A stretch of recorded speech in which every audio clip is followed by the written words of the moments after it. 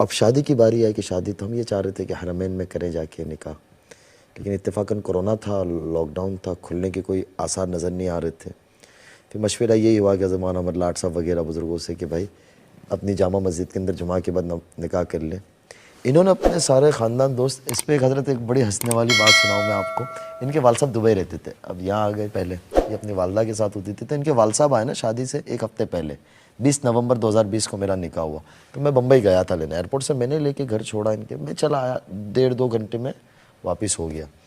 इन्होंने अपने वालिद साहब से कहा कि ये आपका दामाद है, आपको किसी को बताना नहीं, कौन है क्या है कुछ नहीं बताना है।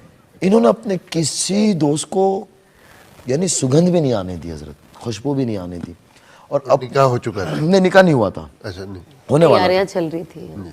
और इनके रिश्तेदारों को इन्होंने कहा कि बेंगलोर में निकाह है, लड़का बेंगलोर का है। इन्होंने सबका रुख उस तरफ मोड़ दिया। जब इन्होंने सबको टिकटें भेजी गुजरात आने की, उस रात पता चला कि गुजरात में है, सूरत के पास। और फिर वहाँ लड़के गाड़ियाँ लेके लेने गए थे। तो जुमा के दिन 1-2 दिन पहले आमतन हमारे यहाँ इंडिया वगैरह हमारे बरसगीर में ये होता है कि लड़का बारात लेके जाता है, ये अपने कुछ रिश्तेदार दोस्तों के साथ। इसको मैंने गुजराती बुला लिया था।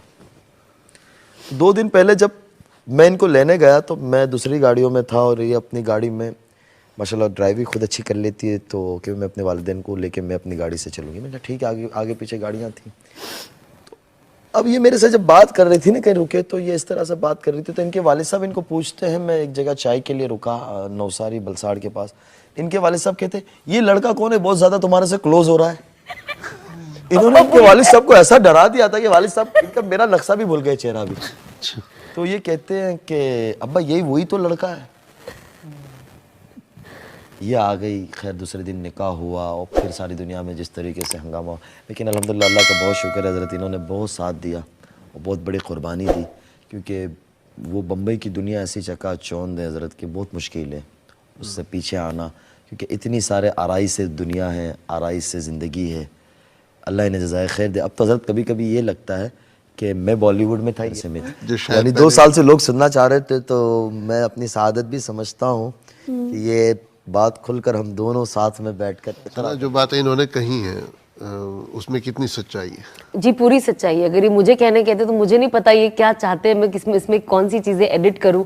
तो जब ये कह दी तो मुझे पता अच्छा ये कहना है, वरना इसमें बहुत सारी बातें अगर मैं कहती तो एडिट हो शादी हुई ना, उसके बाद इंडस्ट्री वाले काफ़ी दोस्त अहबाब मुझे कहने लगे, बड़े एक्टर्स, कि यार ये मुफ्ती, गूगल के ऊपर 2 दिन सबसे ज़्यादा हाईलाइट में रहा था मुफ्ती लफ्ज़ कि ये है कौन। और लोगों ने काफ़ी बना के भेजे थे, कुछ मूवीज़ के फ़ोटो के निकाल लिए थे, वो बैग लेके दौड़ रहे और लिख रहे कि हम भी मदरसे में एडमिशन लेने आए। बहुत मीम्स बने थे हमारे ऊपर एक्चुअली। तो एक बहुत बड़े हमारे आर्टिस्ट कहने लगे मुझे कि मदरसे की एडमिशन ऑफिस के ऊपर एक फ़ोटो लगानी चाहिए, आपकी फ़ोटो, कि मुफ्ती बन जाओ तो ऐसी लड़की मिल जाएगी।